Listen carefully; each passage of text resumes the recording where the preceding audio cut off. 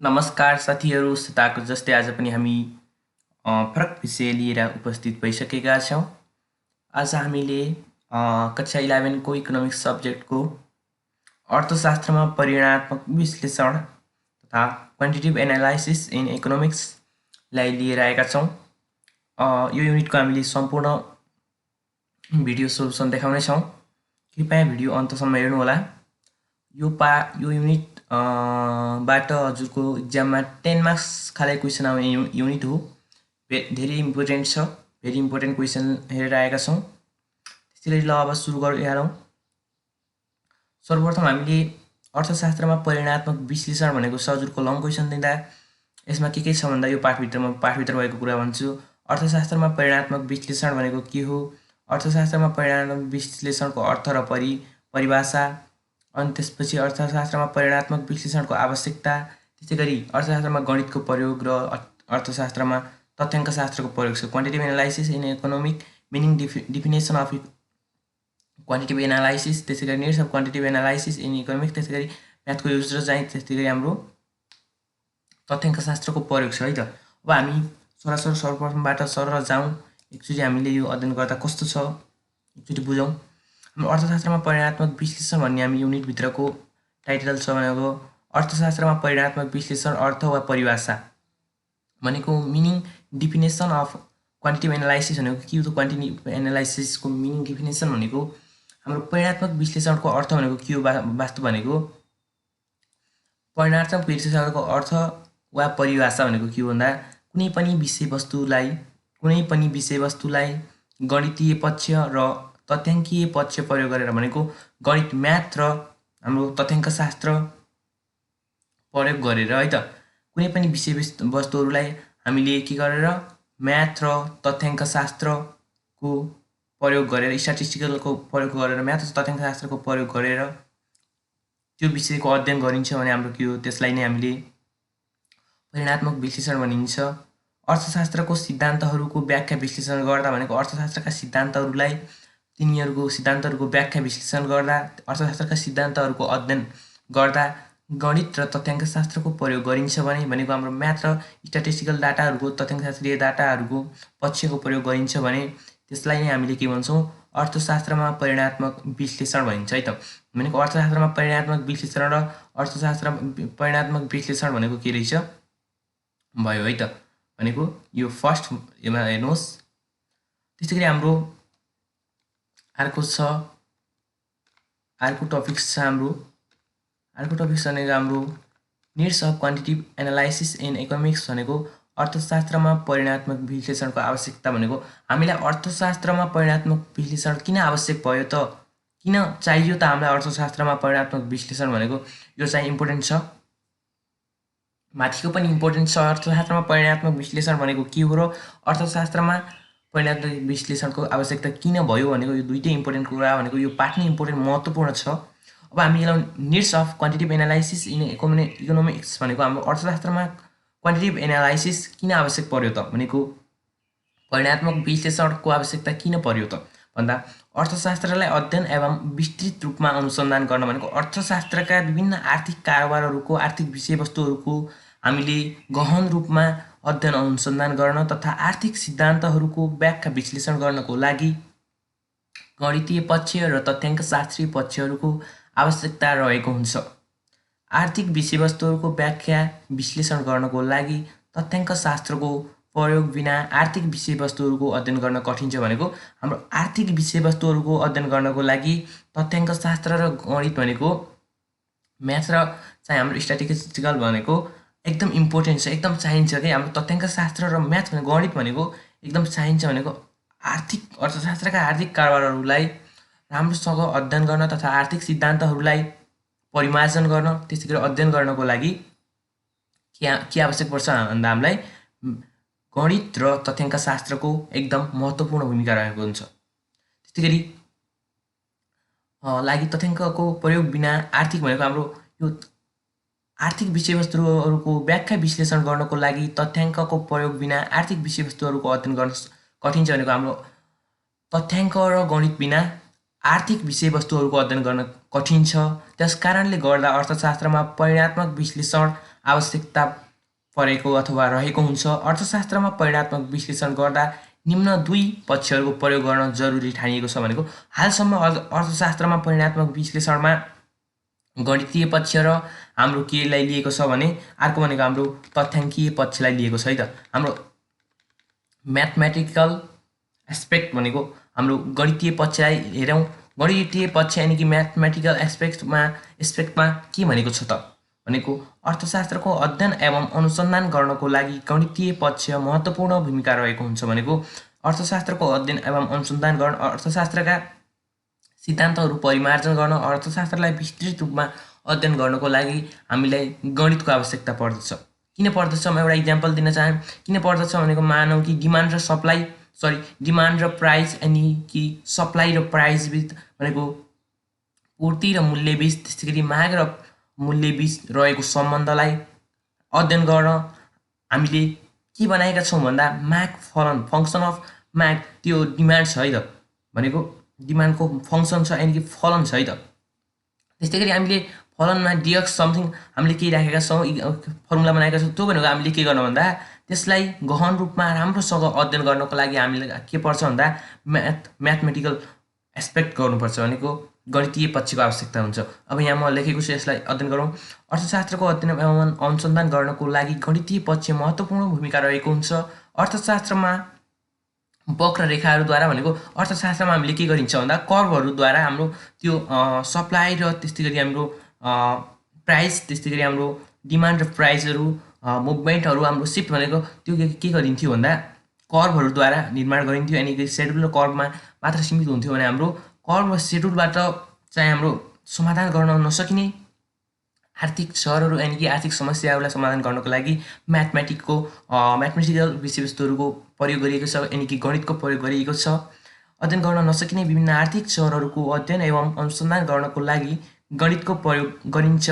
जस्तै मूल्य र डिमान्ड यानि कि मूल्य र माग बिचको सम्बन्ध पत्ता लगाउन, आम्दानी र उपभोग त्यस्तै गरी मूल्य र आपूर्ति यानि कि मूल्य भनेको हाम्रो प्राइस र सप्लाई बिच जस्ता विषयवस्तुहरूमा अध्ययन गर्नको लागि गणितको प्रयोग गरिन्छ भनेको हाम्रो गणित भनेको दुई वा सोभन्दा बढी वस्तुहरूलाई हाम्रो दाँच्नको लागि तुलना गर्नको लागि ती बिचको सम्बन्धलाई हामीले अध्ययन गर्नको लागि भनेको त्यस कारणमा हामीले के को प्रयोग गरिन्छ भन्दा म्याथमेटिक्सको प्रयोग गरिन्छ। त्यसरी हाम्रो तथ्याङ्क पक्षमा के पर्छ त भन्दा हाम्रो स्ट्याटिस्टिकल एस्पेक्टमा के पर्दछ त भनेर हामीले हेरौँ है त। त्यसरी स्ट्याटिस्टिकल पक्ष भनेको तथ्याङ्कीय पक्षमा हाम्रो अर्थशास्त्रको अध्ययन अनुसन्धान गर्ने क्रममा विभिन्न प्रकारका तथ्याङ्कहरूको प्रयोग गरी अध्ययन तथा अनुसन्धान गरिन्छ। जस्तै कि म एउटा सजिलो इक्जाम्पल दिन चाहे हजुरलाई अर्थशास्त्रमा तथ्याङ्कीय पक्ष किन आवश्यक छ त भन्दा जस्तै कि हामीले कहीँ मानौँ अब अहिले यो कोरोनाको बेला रात बाँड्ने समय छ, रात पाइरहनु भएको छ अथवा रात बाँडिरहेको छ। यस कारणमा म इक्जाम्पल दिन रहिरहेको छु। यानि कि एउटा ओडाले हजुरहरूलाई के गर्यो रात बाँड्यो है त के गर्यो राहत बाँड्यो।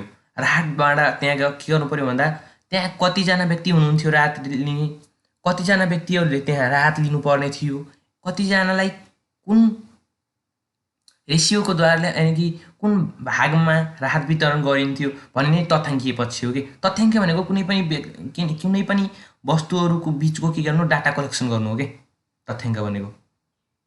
राहत दिने क्रममा कतिजना व्यक्तिलाई तिनको नाम लेख्नु पर्यो, कतिजना हो अनि के को दरमा यानि कि कतिको दरमा कति 5 केजी चामल दिने कि 10 केजी दिने भन्ने त्यो भनेको तथ्याङ्कीय पक्ष हो। त्यो कति तथ्याङ्क गणना गर्ने त भन्ने हो त्यो त्यसो भनेको तथ्याङ्कीय पक्ष। म एकचोटि अब सर भने अर्थशास्त्रको अध्ययन अनुसन्धान गर्ने क्रममा विभिन्न प्रकारका तथ्याङ्कहरूको प्रयोग गरिन्छ। अध्ययन तथा अनुसन्धान प्रयोग गरी अध्ययन तथा अनुसन्धान गरिन्छ। अर्थशास्त्रका आर्थिक क्रियाकलापहरूलाई तथ्याङ्कमा प्रस्तुत गरी आर्थिक क्रियाकलापहरू सञ्चालन गर्दा अध्ययन गर्न सहज हुन्छ भनेको हाम्रो आर्थिक क्रियाकलापहरूलाई तथ्याङ्कमा स्ट्याटिस्टिकल डाटामा हामीले तथ्याङ्कमा परिणत गर्दा हामीले के गर्नुहुन्छ अर्थशास्त्रका विभिन्न सिद्धान्तहरूको व्याख्या विश्लेषण गर्न अर्थशास्त्रको अध्ययन गर्न हाम्रो के हुन्छ सहज हुन्छ। जस्तै राष्ट्रिय आम्दानीको गणना गर्न भनेको राष्ट्रमा कति आम्दानी भयो त भन्दा यो पनि विभिन्न डाटाहरू प्रयोग गरी राष्ट्रिय आम्दानीको हामीले के गर्छौँ गणना गर्ने गर्दछौँ। त्यसै गरी हाम्रो माग र पूर्ति बिचमा समायोजन गर्न भनेको माग र पूर्ति बिचमा कति मागमा कति पूर्ति बराबर हुन्छ त भनेको त्यो हाम्रो मैले अघि नै पहिले भिडियो बनाएको थिएँ माग र पूर्तिहरू अनि कि डिमान्ड सप्लाई सम्बन्धी भिडियोमा त्यहाँ त्यो युनिटको मैले लगभग सबै बनाएको छु, त्यसमा हेर्न सक्नुहुन्छ समायोजन कसरी भएको छ भने त्यो लास्ट युनिटमा लास्ट च्याप्टरमा यो भनेको माग र पूर्ति बिच के गर्न समायोजन गर्न पनि कति माग छ बजारमा र हामीले कति पूर्ति गर्न पर्यो कति डिमान्ड हुँदा कति हामीले सप्लाई गर्न पर्यो त सामान भन्नेलाई माग र पूर्ति बिच हाम्रो के हुन्छ समायोजन गर्न है त। त्यस्तै गरी उचित आर्थिक नीति निर्माणहरू तयार गर्न यसका असरहरूको अध्ययन गर्न पनि सहज हुन्छ यानि कि सहयोग गर्दछ है त। त्यस्तै गरी अब हामीले तथ्याङ्कीय पक्ष भनेपछि अब हामीले तथ्याङ्कीय पक्ष पढिसक्यौँ। अब हामीले पढ्नेछौँ अर्थशास्त्रमा तथ्याङ्क शास्त्रको प्रयोग भनेको अर्थशास्त्रमा तथ्याङ्क शास्त्रको प्रयोग किन गरिन्छ त। Use of statistical in economics भनेको इकोनोमिक्समा हामीले स्ट्याटिस्टिकलको प्रयोग गर्नुको कारण के हो त भनेर हाम्रो क्वेसन छ। यसलाई हामीले सल्भ गर्नको लागि नेपालीको लागि नेपाली मिडियममा फर्मुला, त्यस्तै गरी हाम्रो सूत्र, त्यस्तै गरी हाम्रो अङ्ग्रेजी मिडियम पढ्ने साथीहरूलाई अङ्ग्रेजीमा फर्मुला लिएर आएका छौँ। सायद हजुरहरूले यो फर्मुलाबाट अध्ययन गर्नुभयो भने सहज हुनेछ। अब हामीले सर्वप्रथम हामीले यो पढ्ने कि फर्मुला भन्ने सर्वप्रथम हामीले फर्मुला बनाऊँ। फर्मुलामा हजुरको मानौ सम्झिनुहोस् है त यो सबै मैले भनेको जति हजुरहरूले इमेजिन कल्पना गर्नुपर्नेछ, कल्पना गरेपछि हजुरले सम्झिन सहज हुनेछ। यथार्थ हुँदैन, यो सम्झिने हो, हजुरहरूले सम्झेपछि हजुरलाई याद आउँछ है त। Use of statistical in economics भनेको हाम्रो इकोनोमिक्समा स्ट्याटिस्टिकल यानि कि तथ्याङ्क शास्त्रको प्रयोग गर्नुको कारण के हो त भनेको हामीले फर्मुला ल्याएर आएका छौँ। एउटा फर्मुले थ्योरी है त, त्यहाँ हाम्रो युज अफ स्ट्याटिस्टिकल इन इकोनोमिक्समा स्ट्याटिस्टिकल प्रयोग गर्नुको कारण के हो त भनेर हामीले तर फर्मुला भन्छौँ है त। फर्मुला यसको फर्मुला भनेको के छ भनेको यसको सूत्र भनेको सम्झिनु ट्रिक भनेको के छ भन्दा मानौ कि हजुरले के गर्नुभयो फर्मुले थ्योरीद्वारा प्रोब्लमहरू सल्भ गर्नु है त। फर्मुले थ्योरीद्वारा प्रोब्लमहरू भनेको समस्याहरू हजुरले के गर्नुभयो सल्भ गर्नु हो, सल्भ प्रोब्लम है त। त्यस्तै गरी अनि त्यसपछि हजुरले सम्झिनुहोस् कि एउटा इको भन्ने किताबमा हजुरले के गर्नुभयो पोलिस गर्नुभयो भनेको पालिस गर्नुभयो है त, जुत्ता पालिस गर्दा जस्तो इकोलाई पोलिस गर्नुभयो। त्यसै गरी त्यो पोलिस गर्नको लागि हजुरलाई बजेट चाहिएको थियो। बजेट भनेको हजुरले कहाँबाट ल्याउनु हो भन्दा निया भन्ने केटीसँगबाट है त, मानव हजुरको साथी थियो निया भन्ने केटीसँगबाट ल्याउनु हो। नियाको फुल फर्म भनेको यस्तो रहेको छ है त। त्यस्तै गरी लास्टमा हजुरले सम्झिनुहोस् कि निया भन्नेबाट बजेट ल्याइसकेपछि इको प्लान भनेको हजुरले इकोनोमिक्सको के गर्नुभयो एउटा प्लान बनाउनु भयो भनेको उद्देश्य बनाउनु भयो, मैले अब के गर्छु भन्ने उद्देश्य बनाउनु। हजुरले फर्मुले थ्योरी लाएर प्रोब्लमको सल्भ गर्नुभयो। त्यस्तै गरी हजुरले अनि इकोमा पोलिस ल्याउनु भयो है त। हजुरले फर्मुले थ्योरी लाएर के गर्नुभयो सल्भ गर्नुभयो प्रोब्लम। त्यस्तै गरी हजुरले इको पोलिस ल्याएर इकोलाई हजुरले पोलिस गर्नुभयो। त्यसको लागि हजुरले बजेट चाहिएको थियो, बजेट भनेको कसले दियो नियाले दियो है त। निया भनेको नेसनल इन्कम एकाउन्ट है त। अनि त्यसपछि हजुरले इको प्लान बनाउनु भयो। म अब फर्मुला भनेको के थियो त भन्छु है त।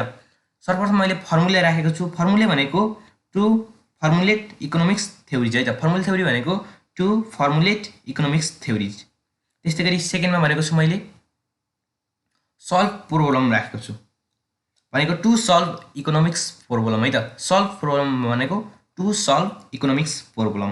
त्यस्तै गरी मैले 3 नम्बरमा राखेको छु इको पोलिसी भनेको के हो भन्दा टु फर्मुलेट इकोनोमिक्स पोलिसी।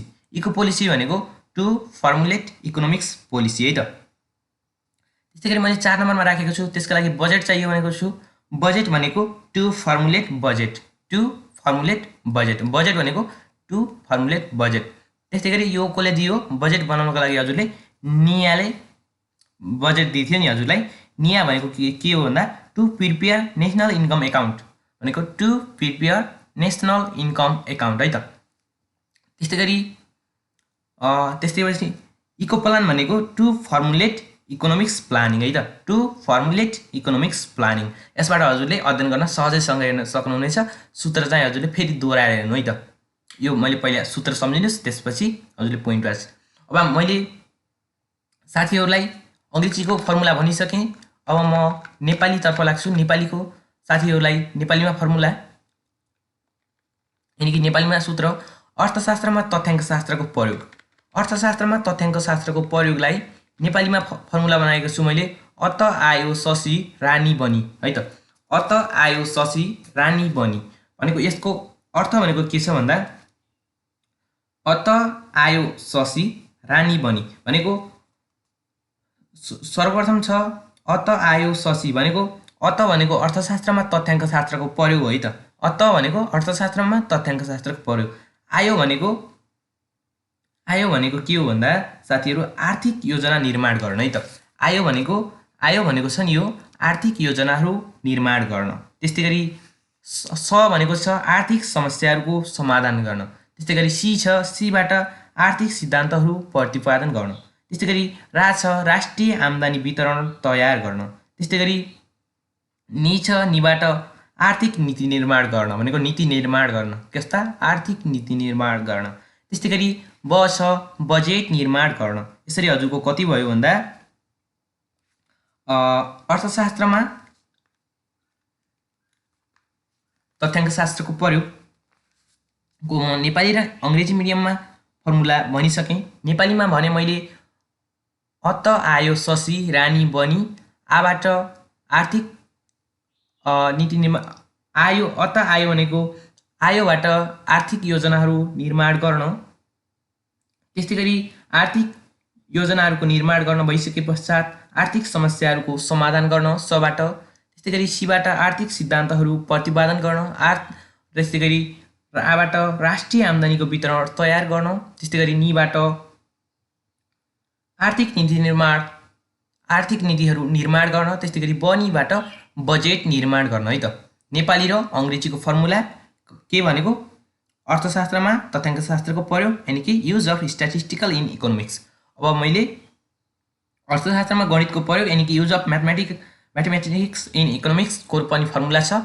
सर्वप्रथम म यो हजुरहरूलाई थोरै भन्छु। आर्थिक नीतिहरूको निर्माण गर्न। आर्थिक नीति भनेको हजुरहरूको तथ्याङ्क शास्त्रको प्रयोग भनेको अर्थशास्त्रमा तथ्याङ्क शास्त्रको प्रयोगमा छ। अर्थशास्त्रको तथ्याङ्क शास्त्रको प्रयोगमा के छ भन्दा आर्थिक नीतिहरूको निर्माण गर्न, है त।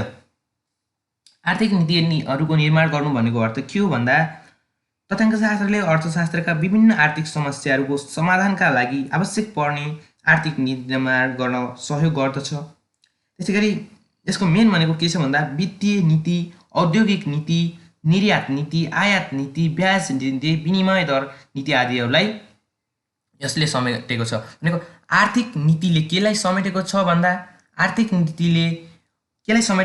भन्दा वित्तीय नीति, ब्याज नीति, आयात नीति, निर्यात नीति, औद्योगिक नीतिहरूलाई आर्थिक नीतिहरूले समेटेको छ, है त। त्यस्तै गरी आर्थिक योजनाहरूको निर्माण गर्न। आर्थिक योजनाहरूको निर्माण गर्न भन्दा भनेको योजना भनेको कुनै निश्चित समयमा हामीले निश्चित उद्देश्य प्राप्तिका लागि बनाइने के हो भन्दा बनाइने हामीले के हो योजना भनेको योजना हो। त्यसै गरी आर्थिक योजनाको निर्माण भनेको हाम्रो तथ्याङ्क बिनाको योजना हाम्रो के हुन्छ, तथ्याङ्क बिनाको योजना भनेको हाम्रो उपयुक्त हुँदैन कि यानि कि सम्भव हुँदैन। हामीले कहिले पनि योजना बनाउँदा के गर्नुपर्ने हुन्छ भन्दा त्यहाँ भएको तथ्याङ्क गणना गर्नुपर्ने हुन्छ। यानि कि हाम्रो जनगणना गर्ने योजना बनाउनको लागि पनि त्यहाँ भएका व्यक्तिहरूको सम्पूर्ण गणना गर्नुपर्ने हुन्छ। जनगणना भनेको सबै मानिसहरूको गणना गर्दा त्यहाँ भएका मानिसहरूको पहिला तथ्याङ्क सङ्कलन गर्न आवश्यक हुन्छ। त्यस्तै गरी हामीले योजनाहरू बनाउँदा पनि के गर्नुपर्छ, तथ्याङ्कहरू आवश्यक पर्दछ। त्यस्तै गरी आर्थिक समस्याहरूको समाधान गर्न तथ्याङ्क शास्त्रको प्रयोग गरिन्छ भन्दा आर्थिक समस्याहरूको समाधान गर्न किन तथ्याङ्क शास्त्रको आवश्यक पर्दछ भन्नेको अर्थ भनेको विश्वका देशहरू आर्थिक समस्यासँग जुधिरहेका छन् भनेको विश्वका धेरै देशहरूमा आर्थिक समस्या छ। त्यस्तै गरी नेपालमा पनि आर्थिक समस्या छ। नेपाल अल्प विकसित मुलुक हो। नेपाल विकासोन्मुख यानि कि विकासतर्फ लम्किँदै रहेको मुलुक हो। त्यस्तै गरी हाम्रो आर्थिक समस्याहरूको समाधान गर्न भनेको हाम्रो जस्तै कि मुद्रास्फीतिहरूलाई घटाउन, त्यस्तै गरी अधिक जनसङ्ख्यालाई घटाउन, गरिबी, भुक्तान असन्तुलन, आय वितरणमा असमानता, त्यस्तै गरी यी समस्याहरूलाई के गर्छ समाधान गर्न पनि हाम्रो तथ्याङ्क शास्त्रको प्रयोग गरिन्छ भनेको यी समस्याहरू सल्भ गर्नको लागि तथ्याङ्क शास्त्रको प्रयोग गरी यी समस्याहरू सल्भ गर्न सकिन्छ। त्यस्तै गरी अब अर्को तथ्याङ्क शास्त्र अर्थशास्त्रमा तथ्याङ्क शास्त्रको किन प्रयोग गरिन्छ त भन्दा आर्थिक सिद्धान्तहरूको प्रतिपादन गर्न भनेको आर्थिक सिद्धान्तहरूको के गर्न आर्थिक सिद्धान्तहरूको निर्माण गर्न। जस्तै कि हाम्रो आर्थिक सिद्धान्तहरूको प्रतिपादन गर्न भन्दा हामीलाई कस्तो आर्थिक सिद्धान्तहरू आवश्यकता पर्दछ, कुन आर्थिक सिद्धान्तबाट हामीले सहजैसँग आर्थिक क्रियाकलापहरूलाई अध्ययन गर्न सकिन्छ भन्ने विषयवस्तु आर्थिक सिद्धान्तको प्रतिपादन गर्नमा पर्दछन्। त्यसै गरी राष्ट्रिय आम्दानी वितरण तयार गर्न। राष्ट्रिय आम्दानी वितरण तयार गर्न भन्नेमा के हुन्छ भन्दा राष्ट्रिय आम्दानीको विस्तृत विवरण तयार पार्नका लागि आम्दानी, उपभोग, बचत, लगानी, आयात, निर्यात, कर आदिको तथ्याङ्क सङ्कलन र वर्गीकरण आवश्यक छ। भनेको राष्ट्रिय आम्दानी वितरण तयार गर्न पनि हाम्रो तथ्याङ्क शास्त्रको प्रयोग गरियो। त्यसै गरी हाम्रो बजेट निर्माण गर्न पनि टु फर्मुलेट बजेट भनेको बजेट निर्माण गर्न पनि तथ्याङ्क शास्त्रको महत्त्वपूर्ण भूमिका रहेको हुन्छ है त। त्यस्तै गरी हामीले अर्थशास्त्रमा गणितको प्रयोग यानि कि use of mathematics in economics भनेको use of mathematics in economics अर्थशास्त्रमा गणितको प्रयोग। यसमा पनि हामीले फर्मुला लिएर आएका छौँ। सर्वप्रथम यसमा म पोइन्ट वाइज भन्छु र त्यसपछि फर्मुला भन्ने छु साथीहरू। आर्थिक विषयवस्तुहरूलाई बीजगणितीय रूपमा व्यक्त गर्न भनेको to express economics phenomena algebraically भनेको हाम्रो आर्थिक विषयवस्तुहरूलाई के गर्ने बीजगणितीय रूपमा व्यक्त गर्न भनेको जस्तै कि हाम्रो माग पूर्ति बीच हामीले माग र पूर्तिको अध्ययन गर्दा पनि गहन रूपमा विस्तृत अध्ययन अनुसन्धान गर्दा के गर्नुपर्ने हुन्छ भन्दा त्यहाँ भएका त्यो माग र पूर्तिहरूका सिम्बलहरूलाई हामीले के गर्नुपर्ने हुन्छ भन्दा बीजगणितीय रूपमा व्यक्त गरिन्छ।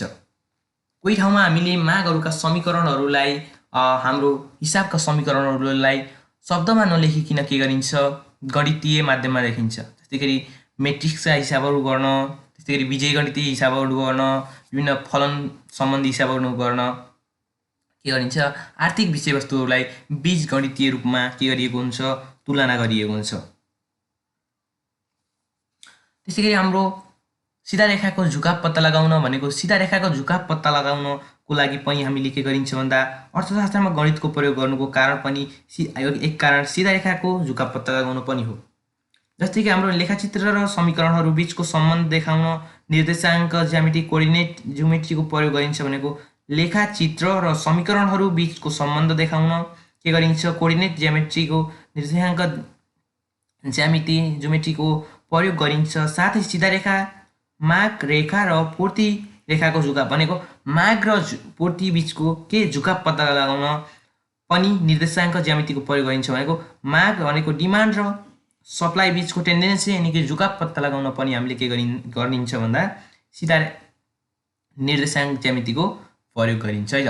त्यस्तै गरी 3 नम्बरमा छ कारण र असरबारे अध्ययन गर्न to study causes and effect relationship भने to study cause and effect relationship भनेको कारण र असरहरूको सम्बन्धको अध्ययन गर्न।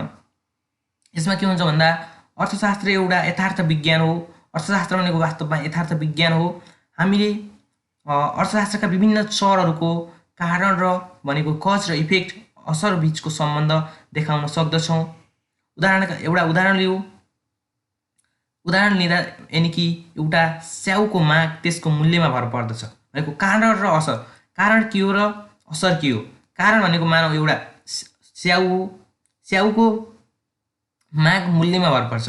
स्याउको माग भनेको मानव कारण लिनु हो भने स्याउको मूल्य भनेको के भयो असर भयो। हजुरको माग स्याउको माग बढ्यो भने के हुन्छ स्याउको माग बढ्दा के हुन्छ मूल्य घट्छ।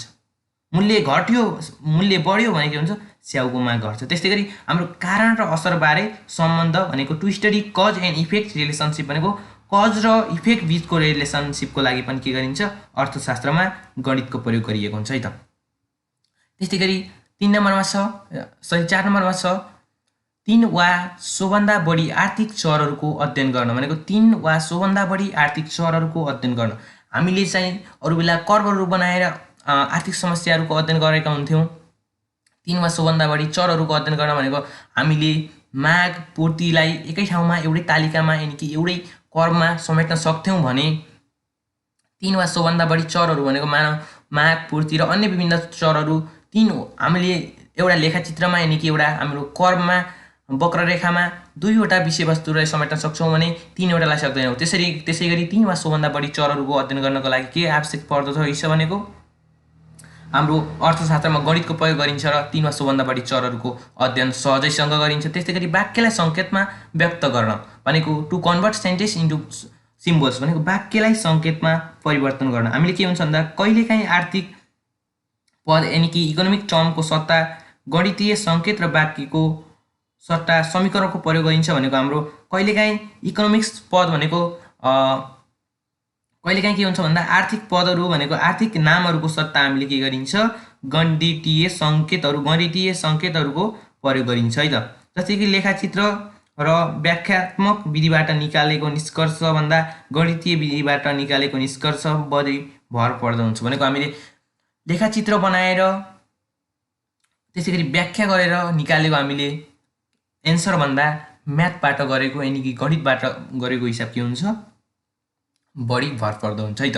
त्यस्तैगरी त्रिकोणमितीय फलन मेट्रिक्स र बीजगणित सम्बन्धी विषयहरूको के गर्न अध्ययन गर्न यानि कि त्रिकोणमितीय फलन सीमान्त र कुल अवधारणा अध्ययन गर्न भनेको to study trigonometric function matrix and algebra भनेको हामीले त्रिकोणमितीय फलनहरू बीजगणितीय सम्बन्धी हिसाबहरू गर्नको लागि पनि अर्थशास्त्रमा गणितको प्रयोग गरिन्छ। त्रिकोणमितीय फलनहरूको हिसाब गर्न यानि कि मेट्रिक्सहरूको हिसाब सल्भ गर्नको लागि हाम्रो के हुन्छ भन्दा अर्थशास्त्रको भाषात्मक यानि कि व्याख्यात्मक विधिबाट हामीले सम्भव हुँदैन। त्यस्तैगरी आर्थिक समस्याहरूको समाधान गर्न टु स्टडी इकोनोमिक्स प्रोब्लम आर्थिक समस्याहरूको समाधान गर्नको लागि पनि हामीले अर्थशास्त्रमा गणितको प्रयोग भएको हुन्छ। विभिन्न किसिमका समीकरणहरू हल गर्न पनि गणितको प्रयोग गरिन्छ। त्यसैगरी खेल सिद्धान्त जुन व्याधिकार र हाम्रो वास्तवमा यो भनेको के हो भन्दा आर्थिक समस्याहरूको समाधान गर्न भनेको हाम्रा विभिन्न प्रकारका अर्थमा भनेको हाम्रो अर्थशास्त्रमा प्रयोग हुने समस्याहरू जस्तै कि हाम्रो लेस्पियरको नियम छ पास्चेको नियम छ तिनी समाधान गर्नको लागि हामीले के गर्छौँ म्याथको प्रयोग गर्छौँ यानि कि गणितको प्रयोग गर्छौँ है त। त्यस्तैगरी यो धेरै इम्पोर्टेन्ट हो। म अब यसको फर्मुला भन्न लागेँ।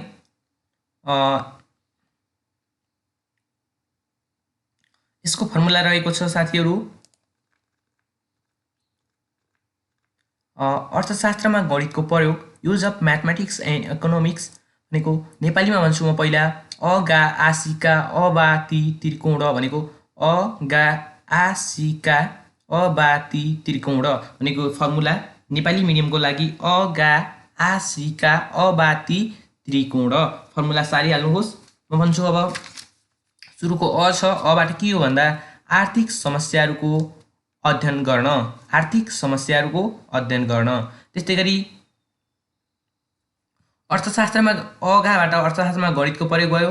त्यस्तैगरी अबाट के हो भन्दा आबाट के हो भन्दा आर्थिक समस्याहरूको अध्ययन गर्न। त्यस्तैगरी सीबाट सिधा रेखाको झुकाव पत्ता लगाउन। त्यस्तैगरी काबाट कारण र असरबारे अध्ययन गर्न। त्यस्तैगरी अबाट आर्थिक विषयवस्तुलाई बीजगणितीय रूपमा व्यक्त गर्न। त्यस्तैगरी बाबाट वाक्यलाई सङ्केतमा व्यक्त गर्न। त्यसैगरी तीबाट त्रिकोणमितीय फलन सीमान्त र कुल अवधारणाहरूको अध्ययन गर्न। त्यसैगरी अब नेपाली मिडियमको लागि मैले फर्मुला भनिसकेँ अगा आसिका अबाती त्रिकोण। त्यसैगरी म इङ्ग्लिस मिडियमको लागि साथीहरूलाई फर्मुला भन्ने कोसिस गर्दछु। इङ्ग्लिसमा चाहिँ हजुरको के छ सम्झिनुहोस् है त। इङ्ग्लिस मिडियमको लागि फर्मुला नेपाली मिडियमको लागि अगा आसिका अबाती त्रिकोण। इङ्ग्लिस मिडियमको लागि हजुर सम्झिनुहोस् एउटा सम्झिनुहोस् नम्बर 1 मा काजु इफेक्ट भनेको हजुर काजु खानुहुन्छ नि हो त्यो काजु इफेक्ट सम्झिनुहोस् है त। काजुले असरहरू मानौँ यो भनेको के हो भन्दा टु एक्सप्रेस इकोनोमिक्स हजुरको मैले काजु इफेक्ट भनेको छु। काजु इफेक्ट भनेको के हो भन्दा काजु भनेको छु है त काजु इफेक्ट यो भनेको to study cause and effect relationship भनेको छ। To study cause and effect relationship काजु भनेको काजु इफेक्ट भनेको के हो भन्दा to study cause and effect relationship है त। त्यस्तै गरी 3 or more भारी भनेको छु काजु इफेक्टले 3 or more भारी बनाइदिएछ। त्यसपछि हामीले हजुरले प्रयोग गर्नुहुन्छ नि सेन्ट पर्फ्युम सेन्टलाई कहाँ पठाइदिएछ सिममा पठाइदिएछ। त्यसैले हजुरको एक्स मिना कहाँ अल्झेछ कहाँ भन्दा ब्रामा अल्झेछ। त्यस्तै गरी स्लोप अफ स्ट्रेट लाइन सबै सम्झिनुहोस्। त्यस्तै गरी इको प्रब्लम लास्टमा इको प्रब्लम भएछ है त। वहीमा जाउँ काजु इफेक्ट भनेको नम्बर 1 छ काजु इफेक्ट है त। काजु इफेक्ट भनेको to study cause and effect relationship भनेको काजु कज कहाँबाट कज एन्ड इफेक्टबाट इफेक्ट है त। त्यस्तै गरी मैले 3 or more भारी भनेको छु है त। 3 or more भारी भनेको to analyse 3 or more variables त्यस्तै गरी सेन्ट हजुरले प्रयोग गर्ने सेन्टलाई कहाँ पठाइदिएछ सिममा पठाइदिएछ भनेको to convert sentence into symbol. सेन्टलाई सिममा हामीले के गरिएछ परिवर्तन गरिएछ सेन्टलाई के गरिएछ सिममा परिवर्तन गर्नको लागि पठाइएछ भनेको to convert sentence into symbol. त्यस्तै गरी हाम्रो हजुरको एक्स मिनाले भनेको थिएँ मैले भनेको to express economics phenomena algebraically भनेको छ इज ब्रा हजुरको एक्स मिना अल्जेछ कहाँ भन्दा ब्रामा अल्जेछ भनेको छु मैले भनेको टु एक्सप्रेस इएक्सबाट express to express economics phenomena मिनाबाट फिनोमिना डट डट लगाएको छु फिनोमिना अल्जेब्रिकल्ली। त्यसै गरी हजुरको स्लोप अफ भनेको छु मैले अनि एउटा स्ट्रेट लाइन सम्झिनुहोस्। स्लोप अफ भनेको to find the slope of straight line म लाइन पनि देखाइदिएको छु to find the slope of straight line. त्यस्तै गरी लास्टमा इको प्रब्लम भएछ भनेको छु टु स्टडी इकोनोमिक्स प्रब्लम। ल लास्टमा एउटा सम्झिनुहोस् to study trigonometric function marginal and total concept भनेको त्रिकोटीय फलन सीमान्त र कुल अवधारणा अध्ययन गर्न। त्यस्तै गरी आजको भिडियो क्लास यही समाप्त हुन्छ साथीहरू। हजुरको कमेन्टको आधारमा हामीले भिडियोहरू बनाउँदै आइरहेका छौँ र अब पनि बनाइरहनेछौँ। हजुरले आफूलाई अप्ठ्यारो लागेको हिसाबहरू कमेन्टमा गर्न सक्नुहुनेछ। त्यसै गरी हामीलाई फेसबुक पेजमा र ग्रुपमा बुक सोल्युसन भनेर हजुरहरूले सर्च गर्न सक्नुहुनेछ। त्यसै गरी हाम्रो भिडियो कस्तो लाग्यो कृपया भिडियो राम्रो लागेमा लाइक कमेन्ट सेयर र सब्सक्राइब गर्न नभुल्नुहोला। धन्यवाद।